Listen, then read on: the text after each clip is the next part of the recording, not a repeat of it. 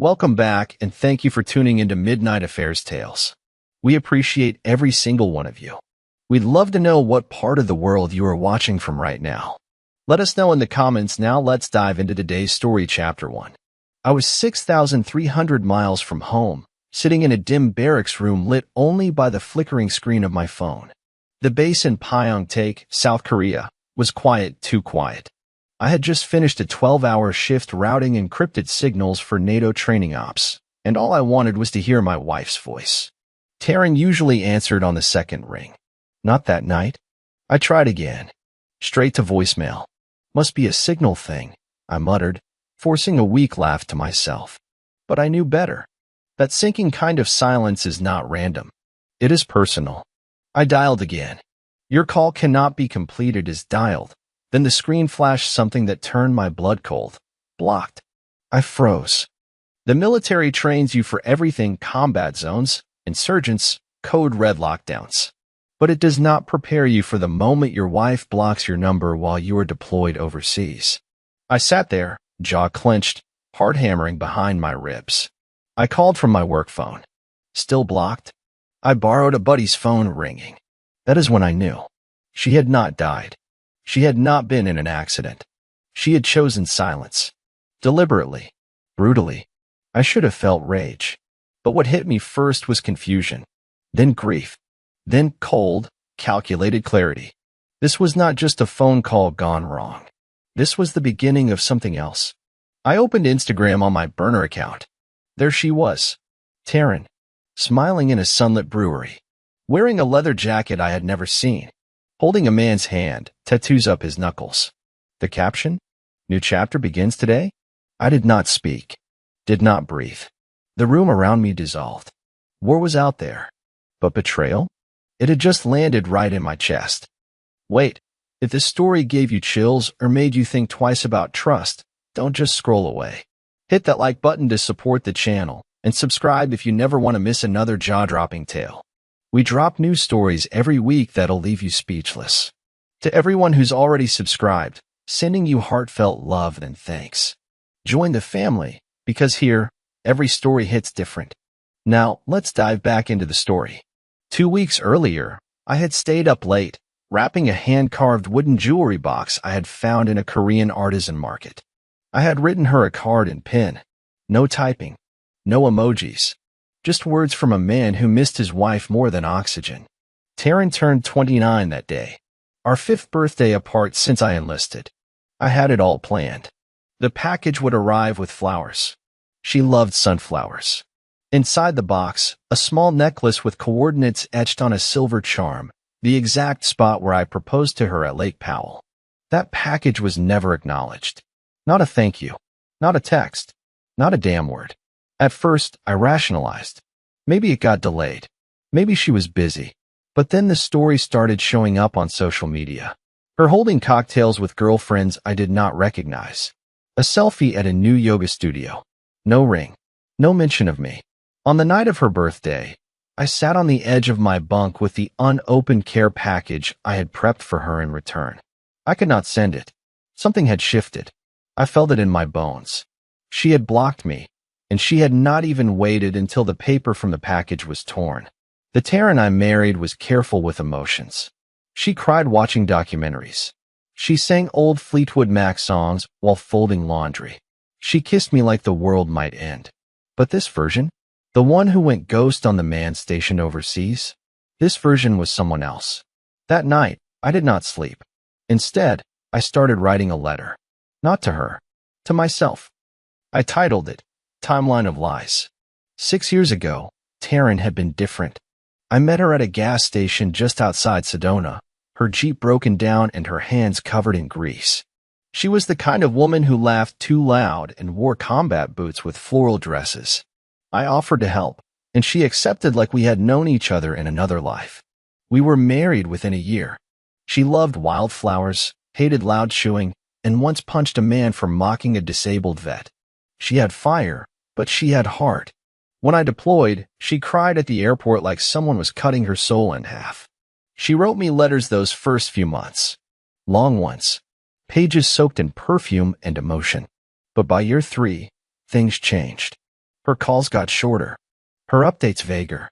She blamed stress, claimed her yoga studio was overwhelming her. I believed her. I had no reason not to. But hindsight is cruel. The signs were there. Excuses for not visiting my family, vague answers about her schedule, sudden changes in hairstyle or routine. She stopped asking about my missions. Stopped saying, "I love you," before hanging up. She became more of a memory than a partner.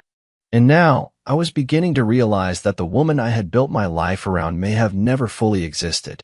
She was a mirage. The real Taryn? She was smiling in someone else's arms while I risked my life under foreign skies. And that realization, it did not break me. It built something in me. Something harder. Something colder. Something ready. I folded my letter. Set it next to the unopened gift box. And I whispered into the silence, "You have no idea what you just started." His name was Cade Mercer. No relation. No irony. Just insult. I found him tagged in one of Taryn's Instagram stories. At first glance, he looked like a walking cliché, tight fade haircut, flannel shirt tied around his waist, ink sleeves from knuckle to neck. But the moment I clicked his profile, my stomach twisted. His bio, owner at Red Needle Ink, father of none, lover of one, pin post. Him and Taryn, sitting close, drinking cider, her head on his shoulder. The caption, "To the one who healed what I thought was beyond repair." Healed? She was talking about herself like the widow of a man she had already buried. The most damning photo? A black and white still of him tattooing her ribs. Her shirt lifted, her face in focus, eyes closed, smiling. The ink? A compass. And I knew exactly what that symbol meant. It was what I gave her in necklace form on our 3rd anniversary. She had taken my symbol and let another man stab it into her skin with a needle. That was not love. That was mockery in ink. I clicked deeper. Cade was local. Owned a tattoo shop 20 minutes from our house in Flagstaff. Reviews praised his skill, his charm, his healing energy. He had no idea she was married. That much was clear. I scrolled through his older posts. He had no presence of her before this year. Taryn had scrubbed her past. There was no mention of me. No photos. Not even our wedding day. She had erased me digitally, as if I had died. And now she was living this shiny, curated fantasy with a man who had not bled or served or stood with her through anything real. And still, I said nothing. Because the quiet man with receipts is the most dangerous kind. I saved every image, every tag, every comment, and I opened a folder on my encrypted drive, Taryn_case. The war she thought was over had not even begun. There were 10 voicemails saved under her name. Most people delete them. I never did. Not hers.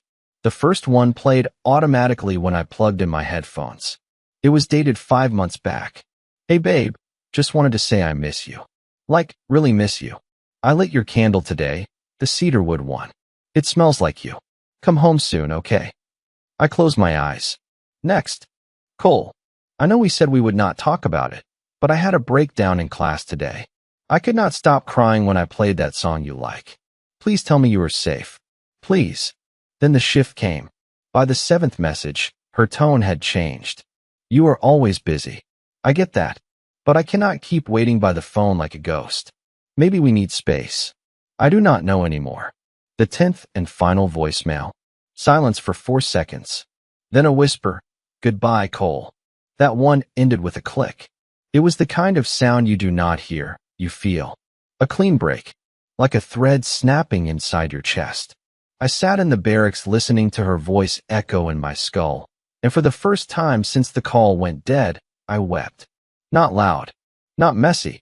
Just a single, burning tear that did not stop once it started. It was not just the betrayal. It was the realization that she had not only replaced me, but forgotten me.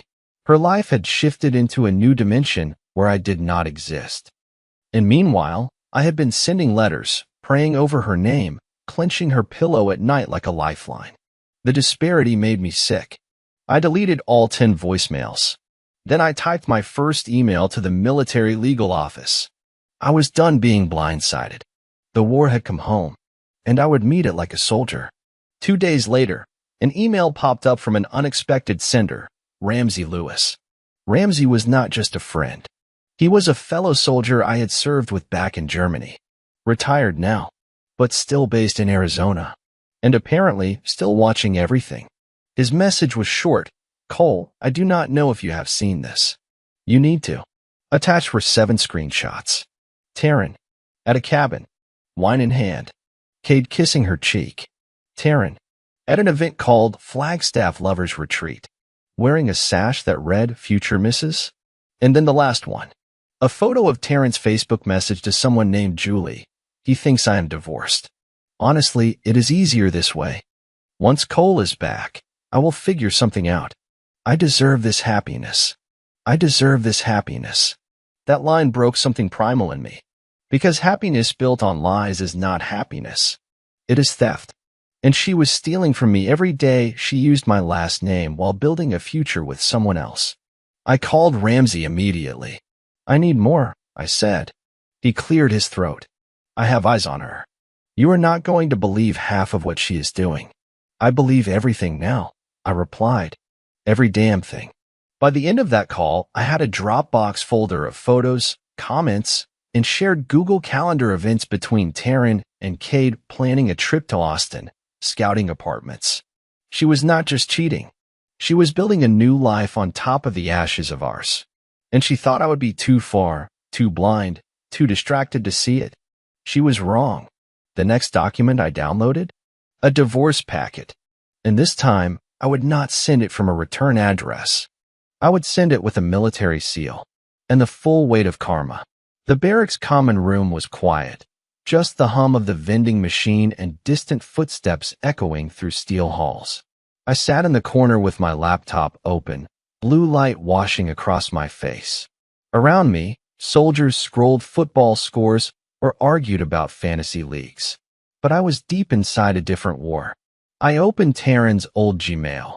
She had once logged in on my tablet months ago and never logged out.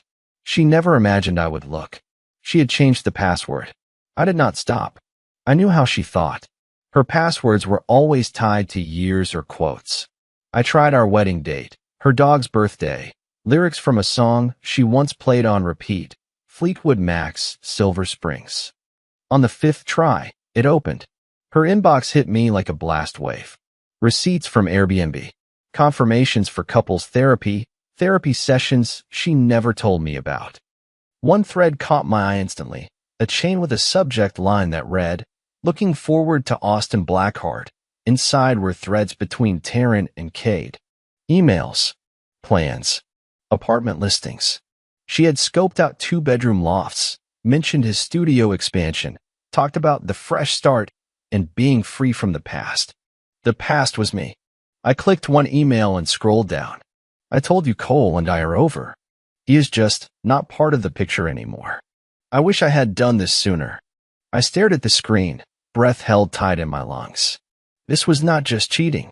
This was strategic erasure. A total override of our marriage like it never mattered. Like I never mattered. I copied everything, dragged it into a folder, then opened a blank document. The header read, Exhibit A, Intent to defraud.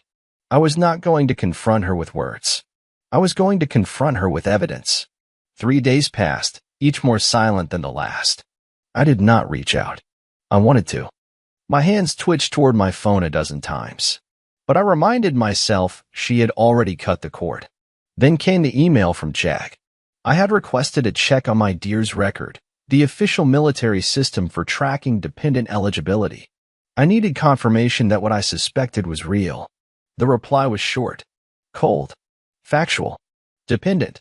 Taryn Mercer, 1 additional entry pending approval. Noted applicant, Cade Nunez, claimed spouse. I read it twice, then a third time. She had not just lied to Cade. She had lied to the government. She had filed paperwork under my benefits, military benefits, to try and make him her official dependent. The date on the form? 2 months after I deployed. I leaned back in my chair, chest tight. This was beyond betrayal. It was fraud. Federal fraud. A crime punishable by court-martial if a soldier had done it. I clicked through her submissions. She had listed him as domestic partner, citing shared living expenses and emotional dependency. She had forged the cohabitation form. The address she put on the form? Our home. My home. I laughed. Not out of humor, but disbelief. Bitter, sharp, almost animal. She was not trying to escape quietly. She was trying to cash in. And the most disgusting part? She had done it with the confidence of someone who thought I would never fight back. That I would disappear quietly into foreign dust and let her rewrite the story. Wrong. I picked up the phone. Called Lieutenant Colonel Whitford. He picked up after 2 rings. Mercer, what's on your mind? I swallowed hard. Sir, I need to report a dependent-level fraud involving military health care. I have proof. I also want to initiate divorce proceedings immediately. A beat of silence. Then, understood. You handle the evidence. I will handle the weight. And just like that, the gears began to turn. It was 3:14 a.m. when I opened the last message that broke the last thread holding me together. It was a text exchange between Taryn and Cade. Ramsey had sent it, forwarded from a friend who worked in cell data analytics. Private. Unfiltered. Raw. I hesitated before reading it, but I had to see who she really was. Cade, did you get the apartment application in? Taryn, yes. Told them we were married, so they'd put us on one lease. Cade, babe, we're gonna have the sickest setup. Taryn, I know. I love you, husband. Husband. She had given my title to a man who had not even known her when she wore my ring. That word was sacred to me. She said it the day we made vows under a red rock sky with her grandmother crying in the second row. Now she threw it around like a nickname. I closed the screen. My hand tightened around the edge of the desk until my knuckles went white. My jaw clenched so hard my ears rang. She called him her husband. But not legally. Not yet. I opened a new folder titled Divorce_Execution and added every file, every screenshot, document, and message. I printed out the most damning ones and laid them on my bunk like a battle plan. Then I pulled out the envelope. Thick, cream-colored, official. Inside, divorce documents, notarized statements, and the first page stamped with Whitford's seal. At the bottom of the cover letter, I signed it in black ink. One final sentence beneath my name. You may have blocked me, but now the law will answer for me. The office smelled like old leather and ink, military order etched into every corner. Lieutenant Colonel Whitford sat behind his desk, sleeves rolled, forearms marked by faded scars and tattoos that whispered stories from decades past. His eyes met mine with the kind of weight only veterans understand. Men who have buried friends and carried burdens no civilian could imagine. Mercer, he said, motioning to the chair across from him. This about the fraud request? I nodded once and placed the folder on his desk. He flipped it open, his brow furrowed. His silence said everything. Screenshots, email threads, the DERS printout with Cade's name, the signed cohabitation form. His jaw flexed. Then he looked up, voice low and deliberate. She filed this while you were in active deployment? Yes, sir. And he has no idea? No. She told him I was already gone. Said we were divorced. He leaned back in his chair, the springs creaking under the weight of what he had just read. You want to press this through the system, or? I want it all legal, clean, documented, but I want her to feel it. Whitford nodded slowly, then smirked. Cold, controlled. I respect that. He opened his drawer and pulled out the divorce packet, now military endorsed, with a signed cover letter ready to go. His name and title were printed in bold across the top. I will send it directly from Commande, he said. It will land like a hammer. He paused, then added, and Mercer, this may be personal, but you are not alone. We have seen men crushed by this kind of betrayal. You are choosing the high road, but with steel in your spine. That matters. I stood, took a breath, and extended my hand. He shook it firmly. Thank you, sir. He gave me a nod. Go finish this. She chose war. Now give her the battle she earned. I rewrote the letter 5 times. It had to be perfect. Not angry. Not desperate. Just final. Cold enough to freeze her breath. I wanted every line to remind her of the man she underestimated. The man she tried to erase. When I was done, it read, Taryn, you made your choice the moment you blocked my number from a continent away. While I served my country, you served yourself. You lied. You cheated. You committed fraud in my name and thought distance would protect you. So here it is. Signed, stamped, and sent with full authority. You no longer have to pretend you are someone else's wife. Now it is official. Enjoy your new life. Just know, this one comes with consequences. Cole Mercer SSG, United States Army. I printed it. Folded it once. Then I slid it inside the packet. Divorce papers, fraud documentation, proof of her manipulation. At the back, a final sheet. A breakdown of possible charges if she pursued any benefits beyond that date. The seal of my commanding officer was embossed on the envelope. Military mail. Official channel. There was no undoing this. I sealed it. And I addressed it to her yoga studio, where she was scheduled to be hosting her birthday brunch, according to Ramsey's intel. I imagined the moment, her laughing at the table, mimosa in hand, balloons tied to chairs, friends unaware of the storm about to strike. Then a courier walking in. Her name called. A thick envelope, heavy with truth. Taryn opening it, expecting roses, getting ruined. It was not revenge. It was justice. Served cold. Served right. The package left the base that night. I did not sleep. I did not need to. I had done what needed doing. Sunday arrived like any other, except I knew where she would be. 10:30 a.m. Flagstaff. A quiet rooftop cafe called Solstice. Taryn's favorite spot. Bright sunlight. Artisan toast. Background jazz. Ramsey had someone planted nearby. A quiet observer. Not there to provoke. Just to witness. The text came in at 10:42 a.m. It arrived. She has it. I stared at my phone. Then the next text. She's opening it now. I closed my eyes and pictured it. Taryn's perfectly manicured fingers sliding across the seal. Her laughter fading as her eyes scanned the first line. Her mouth forming a confused O. Then panic. There would be a moment, a flash of realization when she would understand what the letter meant. What the envelope symbolized. Who it had come from. The man she thought was too far away to matter anymore had just answered in the loudest way possible. And Cade? He was sitting right beside her. By the third text, I had confirmation. He is reading it too. Stood up. Walked off. She's chasing him now.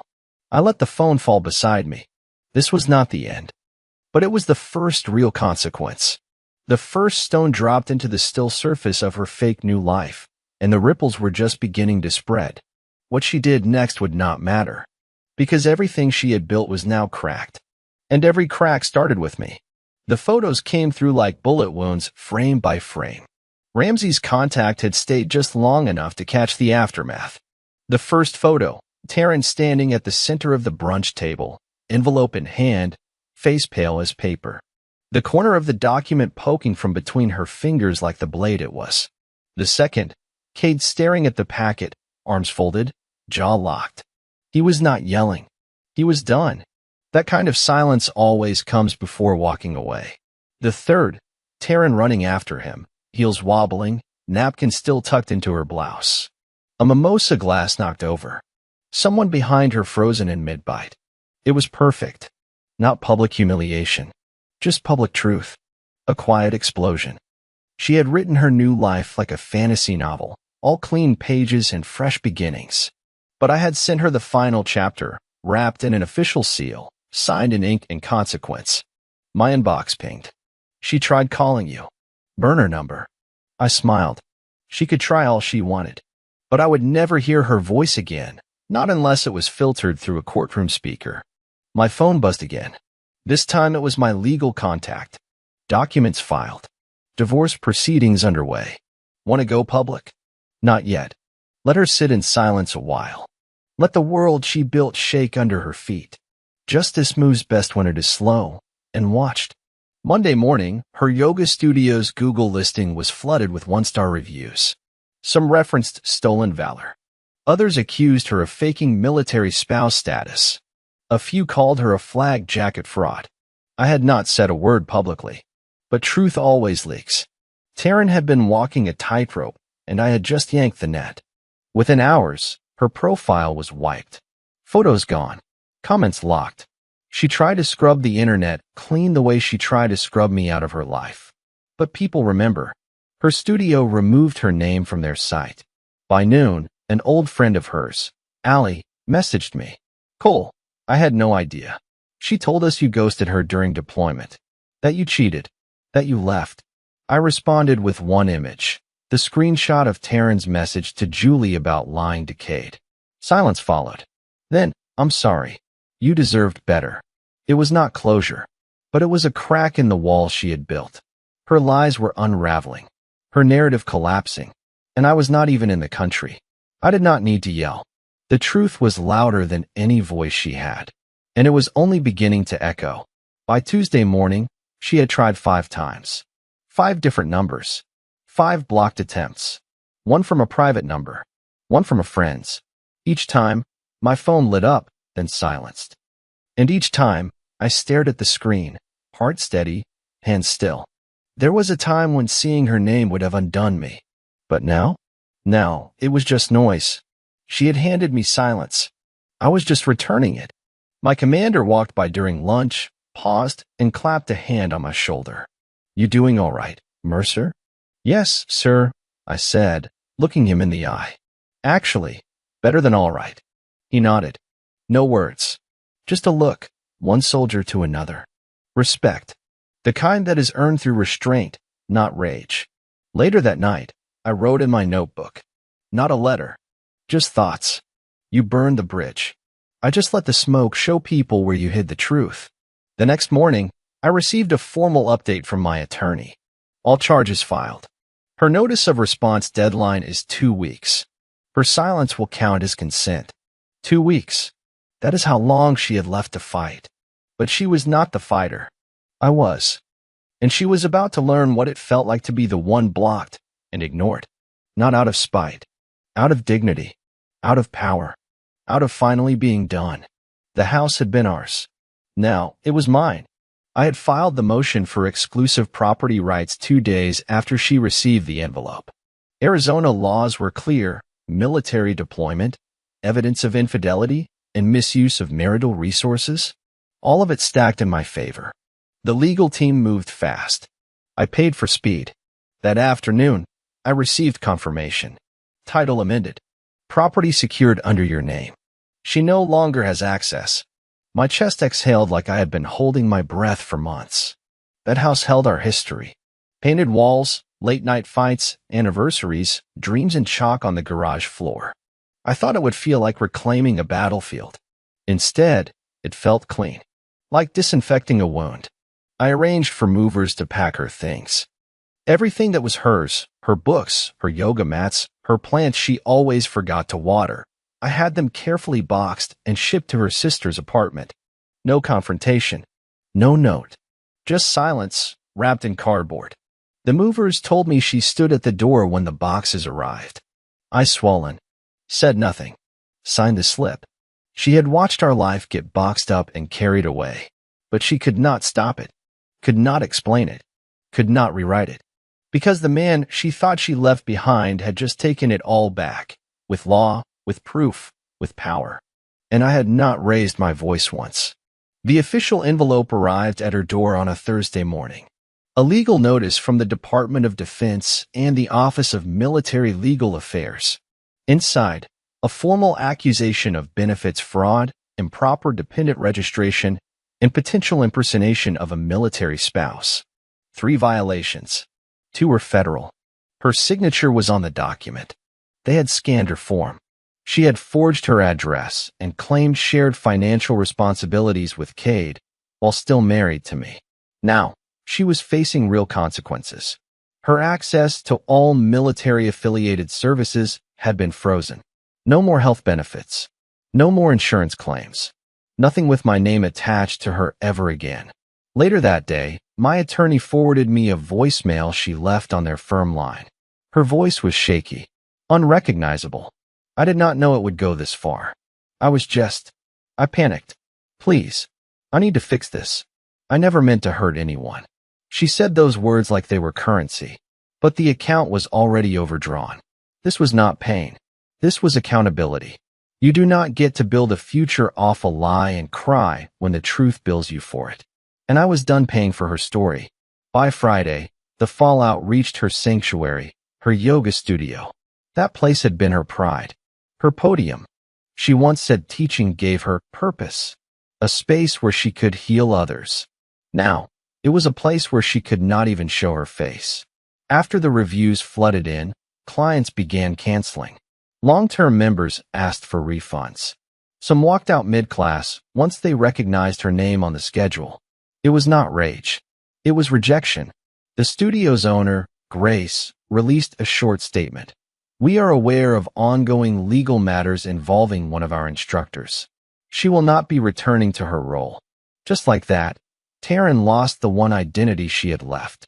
Not wife, not lover, not mentor, just a ghost in leggings. That evening, Ramsey messaged me again. She was seen sitting outside the studio. Alone. Looked like she waited for someone. Nobody showed. I read the message. Said nothing. She had wanted a new life. A clean break. A different man. A better future. But she built it on a lie. And karma?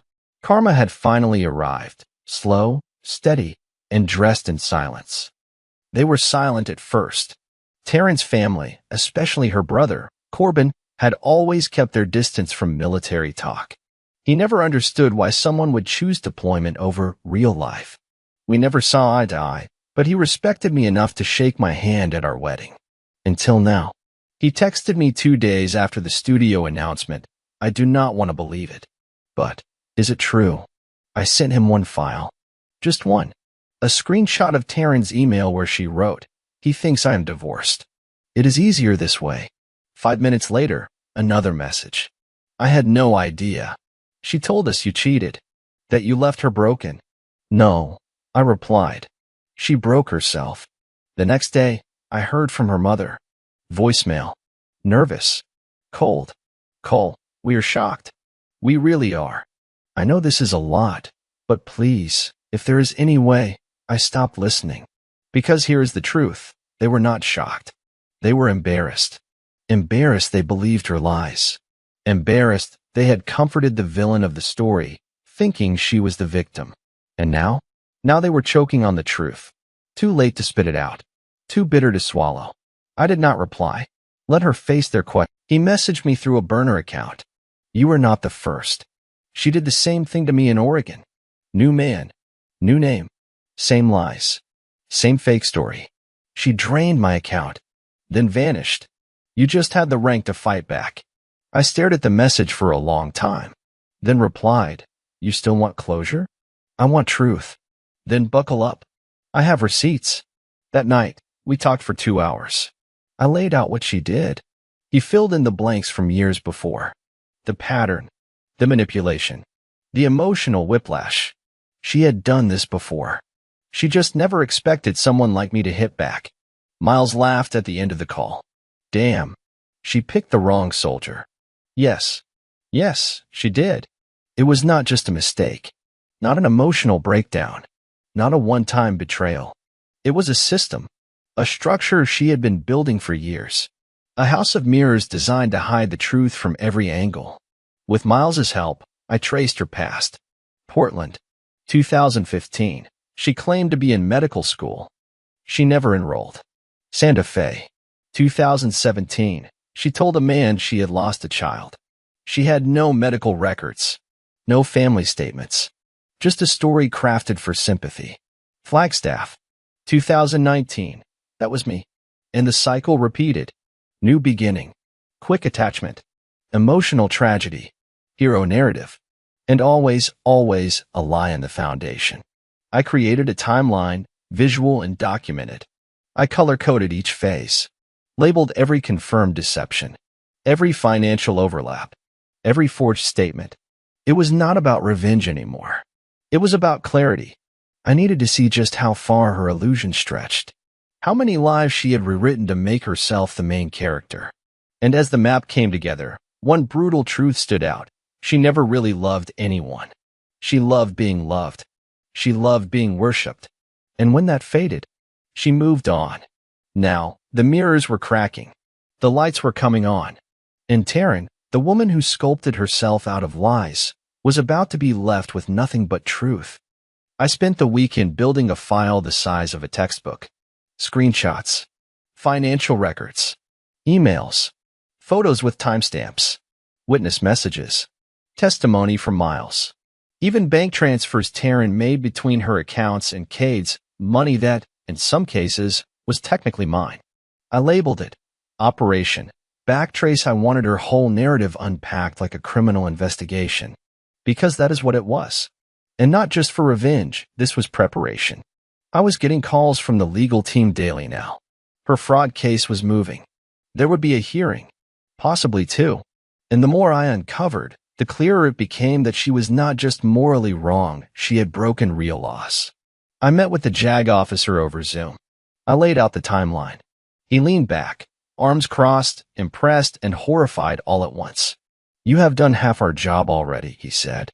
"This is airtight." Then he added something I did not expect.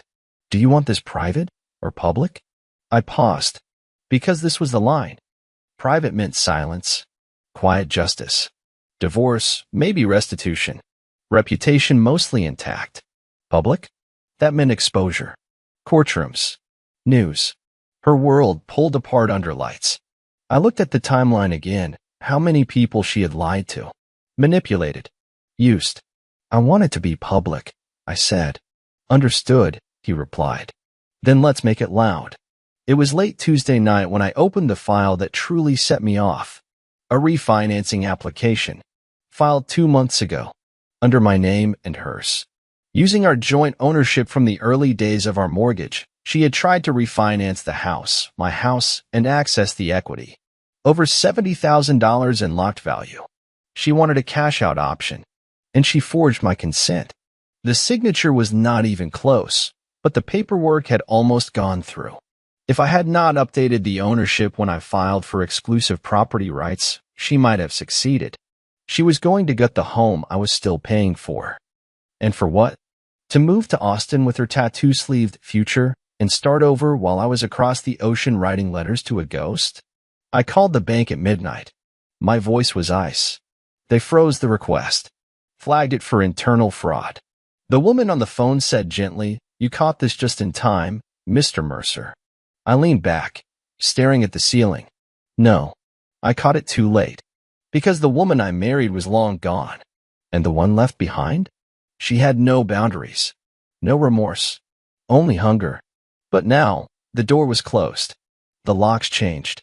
The financial ties severed. She had no keys left, only consequences. I got the message from Ramsey at noon. Cade just walked into the courthouse. Not with her. Against her. I did not smile, but I stood a little taller. Turns out, Taryn had burned one bridge too many. After the brunch fallout, she had tried to spin the narrative with Cade. Told him I was controlling. Said the military twisted me. Said the papers were a setup. But the thing about liars? They always add too much. And Cade, for all his cool image, was not stupid. He started digging. Found out about the refinancing attempt. Found out she had claimed him as a dependent for military benefits. Found out she used his name and income for leverage without his consent. And he flipped. Filed a civil case for identity misrepresentation.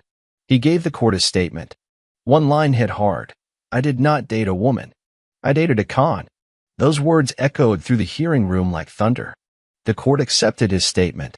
Her charges stacked higher. And now? Now she stood truly alone. No lover. No family.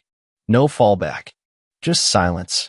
And a growing file with her name written in bold on the cover.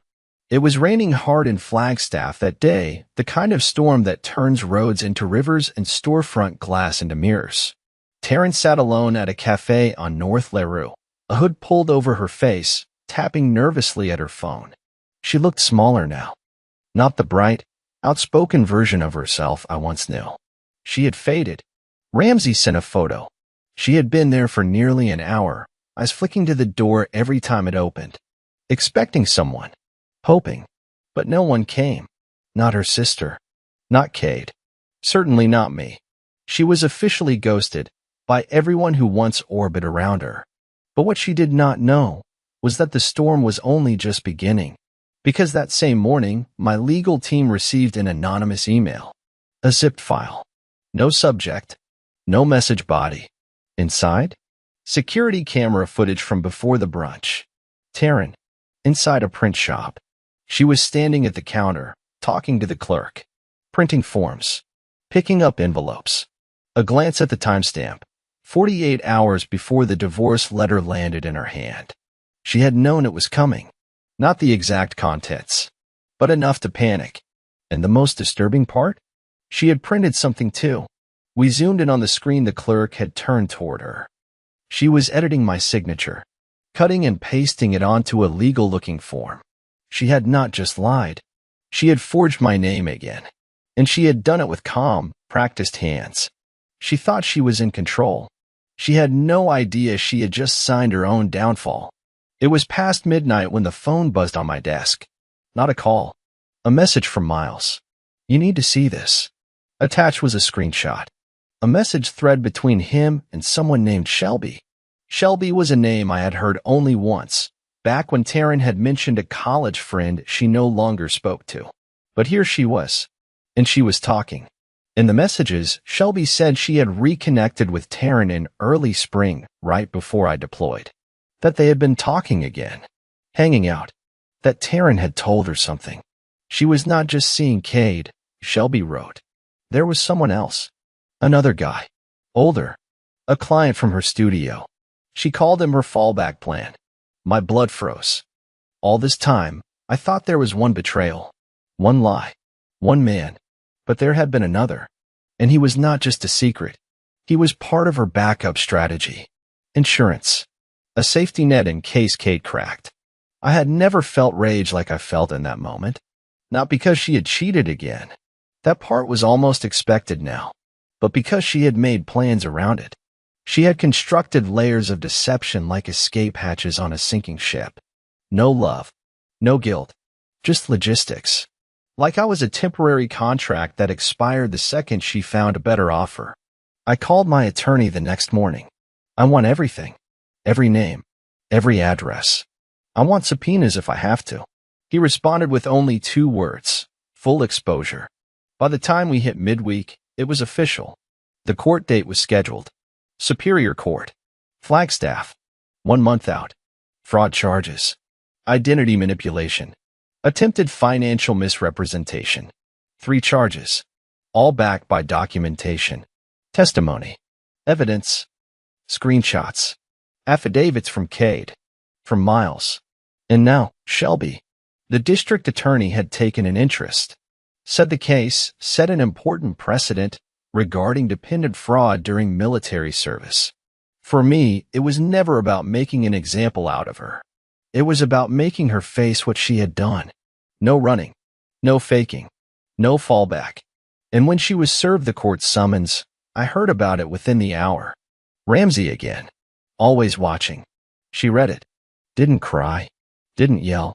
Just sat down on the curb. Like she could not stand anymore. It was not satisfaction I felt. It was silence. Quiet justice.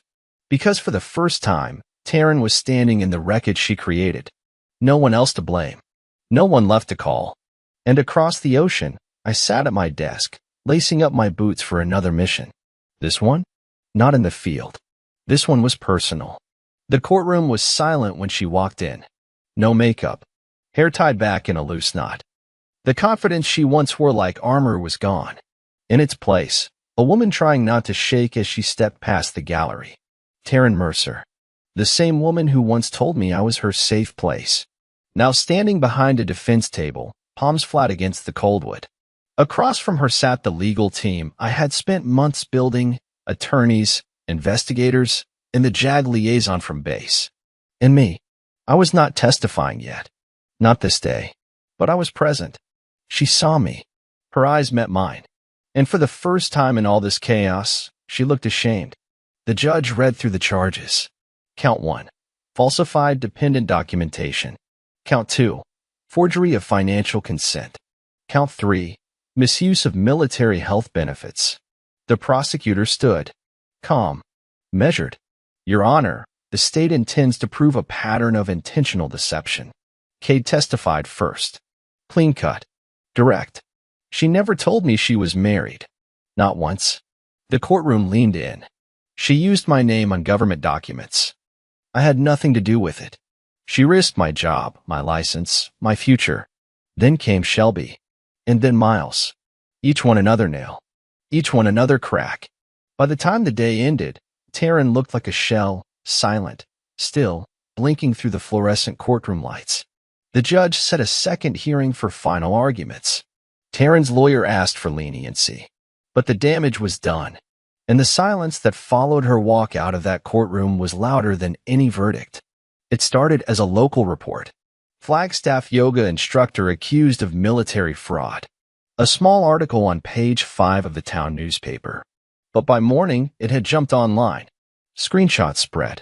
A reporter got hold of one of the court transcripts. Then a few public posts resurfaced old selfies, quotes from her Instagram about military sacrifice and supporting my hero. The hypocrisy lit a fire. The article trended. Blogs picked it up. A veterans' rights group posted the story with the caption, "She betrayed more than a man. She betrayed the uniform." And that was all it took. She went viral for the worst reason.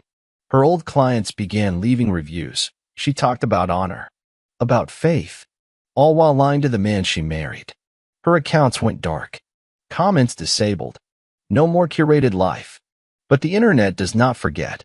People shared her name, her photo, her court date, not out of cruelty, but because they had seen too many stories like this go ignored. Now, her face was the story.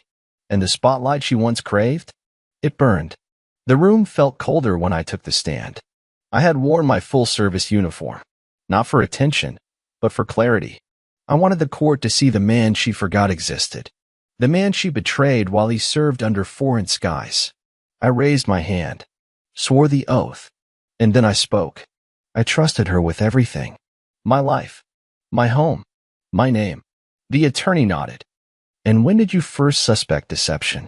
"The day my call didn't go through. The day she blocked me while I was deployed." I told them about the email threads, the falsified forms, the burner numbers, the refinancing attempt. Each word carved her further from the illusion she tried to maintain. "And why did you choose to press charges?" I looked toward the bench, then to the judge. Because loyalty is not optional. And betrayal and silence destroys more than hearts. It breaks trust in every corner of your life. I am not seeking revenge. I am seeking accountability. Silence. Heavy. Thick. The judge nodded slowly. "Thank you, Sergeant Mercer." I stepped down. Not angry. Not broken. Just honest. Because the truth was no longer mine to carry. Now it was hers to face. The courtroom was thick with silence. Not a word. Not a whisper, just the steady creak of chairs and the sound of rain tapping against the high windows. Taryn stood beside her lawyer, eyes vacant. Her hands trembled slightly, but she masked it by gripping her folder too tight. I was seated behind the prosecutor's desk, calm. Still, my hands locked together, my spine straight. The judge adjusted his glasses and began to speak, each word landing like a sentence on its own. In review of the evidence presented, financial documentation, verified testimonies, direct digital trails, and recorded communications, it is the court's position that the actions taken by the defendant show willful, deliberate, and calculated fraud. Taryn blinked. Once. While the court acknowledges the emotional complexities of personal relationships, what was committed here was not just personal betrayal, it was criminal deception involving federal benefits and forged legal consent. Her lawyer leaned in, whispering something. Taryn did not move. The judge continued. Therefore, the court finds the defendant guilty on all 3 counts. There it was. Final. Undeniable. The judge leaned forward, voice lower now. Sentencing will take place in 2 weeks. This court is adjourned. He banged the gavel. And just like that, her lies collapsed under the sound of carved wood hitting justice. She turned slightly, eyes locking with mine. But I did not flinch. I did not nod. I just stood and walked out. She was no longer my story. Just a cautionary chapter someone else might read one day. 3 days after the verdict, Ramsey texted me a photo. "Taryn, sitting outside a closed cafe, alone, head down, no makeup, her expression hollow, her phone in hand, but she was not scrolling, just holding it like a relic. The caption read, "She's not talking to anyone, not even her sister." I stared at that image longer than I should have. There was no triumph, no joy, just the cold realization that she had finally run out of places to hide. Her social media was gone, deleted. Even her backup account, the one she used for studio promotion, was wiped clean. No more yoga videos. No more sunset quotes about healing and light. Just emptiness. She had tried calling Kate again. He blocked her number for good. Miles. He had filed his own restraining order. A clean break. Even her landlord filed a notice of eviction. She had fallen behind on rent. Taryn Mercer, once the girl who owned every room she walked into, now sat across from a closed door with nowhere left to go. People passed her without stopping. No one asked if she was all right. No one recognized her as someone worth knowing.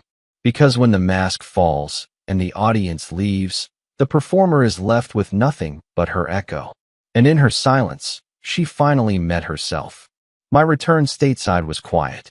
No fanfare, no banners, just a silent Uber ride from the base to the house I now owned completely. The front door creaked open like it had been waiting for me. Same walls, same couch, but it felt different, lighter. I stepped into the kitchen and started a pot of coffee. My dogs padded in from the back room, tails wagging like they had been waiting months to hear my footsteps again. I sat at the counter, watching the steam rise from the mug. No noise, no tension, no weight on my chest, just peace. I checked my phone. No messages from unknown numbers. No fake apologies. No legal updates. Everything was finally still. I looked around. I had removed all her photos. The wedding frame that used to sit above the fireplace was gone. In its place, a print of Sedona's red cliffs, a reminder of where I came from, not what I survived. There were still moments that hurt. Still nights I remembered the way she smiled when she wanted something. But those memories had lost their power. I was not mourning anymore. I was breathing, and that was enough. It was around 7 a.m. when I first saw her. A woman with auburn hair, watering her small garden across the fence line. She wore a faded hoodie and jeans, sleeves rolled. No pretense, just someone real. She glanced up, caught me watching, and smiled. "Welcome home," she said. Her voice was simple, honest, like gravel and honey. "Thanks," I replied. She nodded toward my dogs. "They missed you." "Yeah," I said. "I missed them too." She hesitated, then added, "I'm Kara. I just moved in last month. If you ever need a neighbor for coffee or awkward small talk, I'm pretty decent at both." I smiled, small but real. "Cool. It's good to meet you, Kara." She waved once, then turned back to her flowers. It was nothing big. No spark. No dramatic music. Just presence. Human connection without weight. I leaned on the porch railing for a few more minutes, watching the sun creep up over the pine trees. For the first time in a long time, I did not feel like a man recovering from war or betrayal. I just felt here. And for now, that was more than enough. I opened the drawer in my home office. Inside sat the red folder I had carried through every phase of this war. Labeled Taryn_case in block letters, it had followed me through betrayal, through discovery, through court. It had become